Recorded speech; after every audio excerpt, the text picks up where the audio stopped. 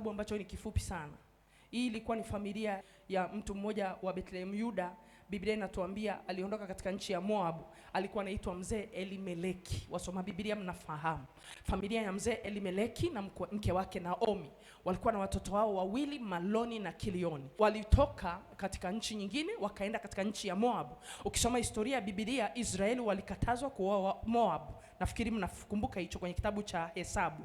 Bwana Yesu asifiwe. Na kitabu cha Walawi, na Mungu akaliwakataza Israeli kuoana na Moab. Kwa hiyo hawa Elimeleki alitoka na mke wake wakaenda, kwa sababu nchi yao ilikuwa na njaa. Wakafika katika hiyo nchi, wakaenda na watoto wao, na watoto wao walipofika huko, Maloni na Kilioni wakamuoa. Mmoja akamuoa Orpa, mwingine akamuoa Ruti. Ujue katika nchi waliokimbilia ilikuwa imebeba mauti. Sikiliza nikwambie, tuko katika eneo la maandalizi. Bwana Yesu asifiwe.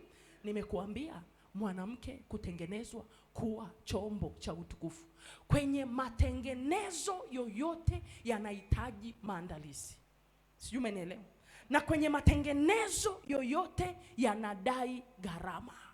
Bwana Yesu asifiwe. Haleluya. Matengenezo yoyote yanadai nini? Gharama.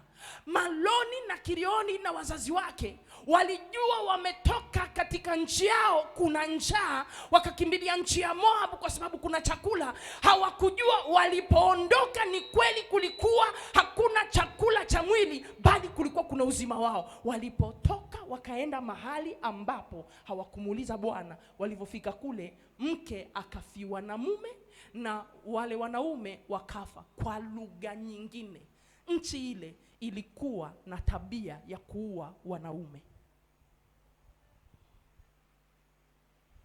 Sikuma mnanielewa? Kuna familia wakiolewa kuna roho ya kuua wanaume. Hiyo acha niweke pending kwa sababu iko kwenye somo langu. Haleluya. Kwa hiyo hawa watu walivyofiwa, akabaki Ruti, akabaki na Orpa.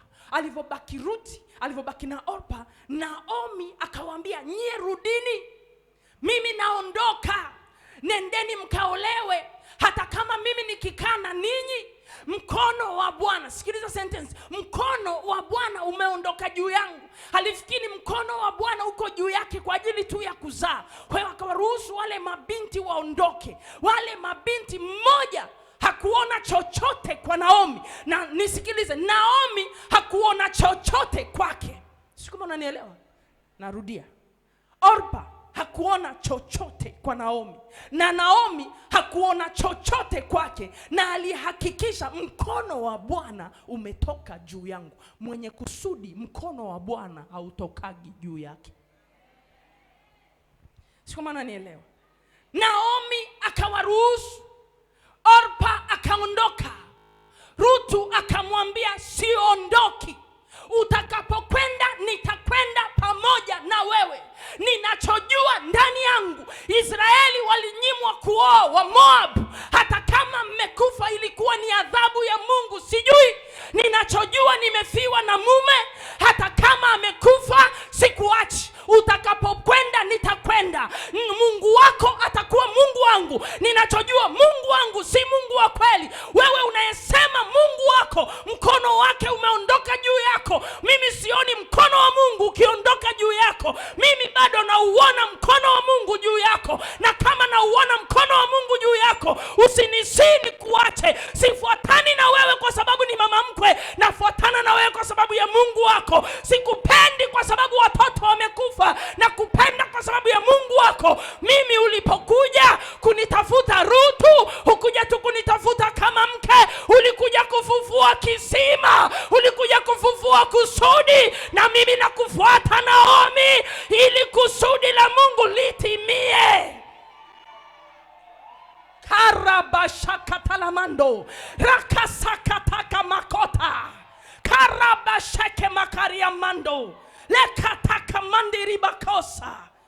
Sikiliza nikwambie, wakati Naomi anajiona hana kitu, mwanamke yoyote lazima uwe na jicho la tai. Alikuwa na jicho la ziada.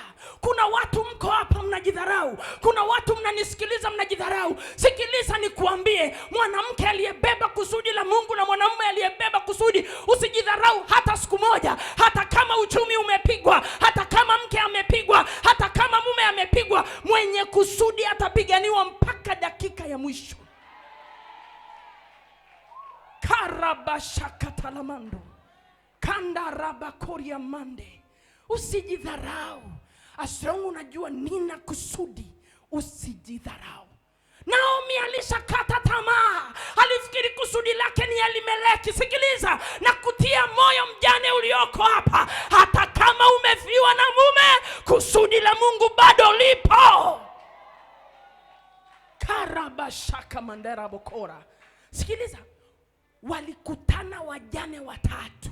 Walikutana wajane wangapi? Watatu. Alikutana mjane Naomi, walikutana mjane Orpa, alikutana mjane Ruth. Sikiliza, mjane Orpa hakuona kusudi ndani ya Israeli, lakini Ruth, wakati Naomi anamwambia ondoka, usinisi, anamwambia usinisi ni kuache, Ruth alikuwa hamuoni Naomi, alikuwa anajua nimefiwa na mtoto wako, lakini Ruth, ninakutazama, ninajua Boazi atapita kwako, nina Boazi wangu yuko huko kwenu, sikuachi kwa sababu ni mjane, sikuachi kwa sababu nimefiwa na mume, ninachokiona ukioni, kwa hiyo nitakufuata.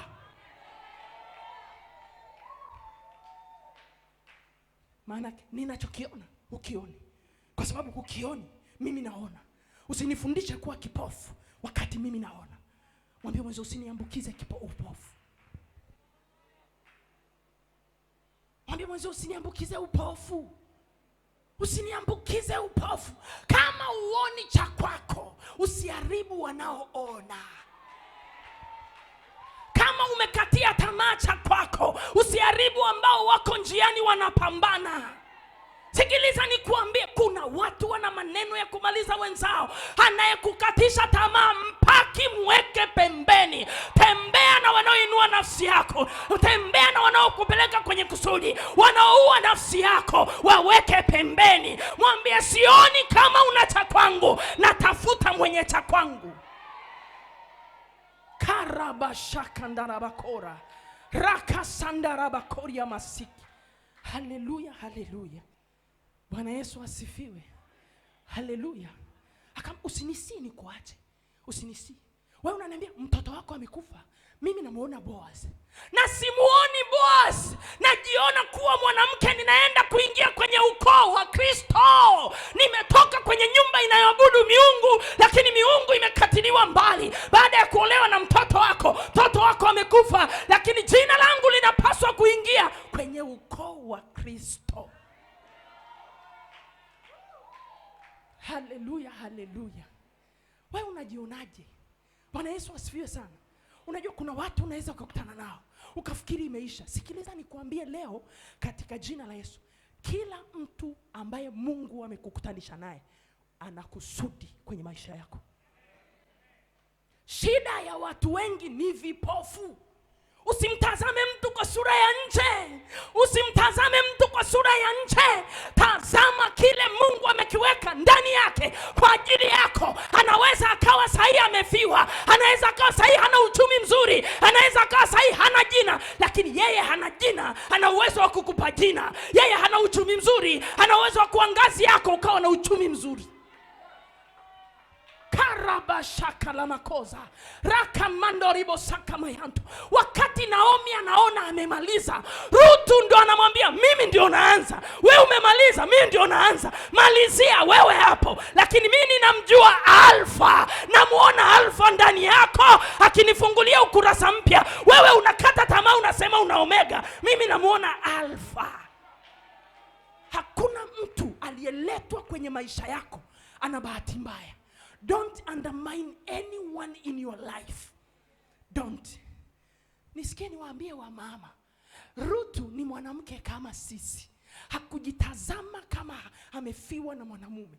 Hakumtazama Naomi kama mama mkwe. Alijitazama kuwa mwanzilishi wa ukoo wa Yesu. Akamzaa Boaz. Akaambiwa umepata mwali aliyekuzalia mtoto mmoja ambaye ni bora kuliko watoto wangapi? Sio kama unanielewa. Hakunaga kukata tamaa. Mwambie jirani yako, usinikatishe tamaa.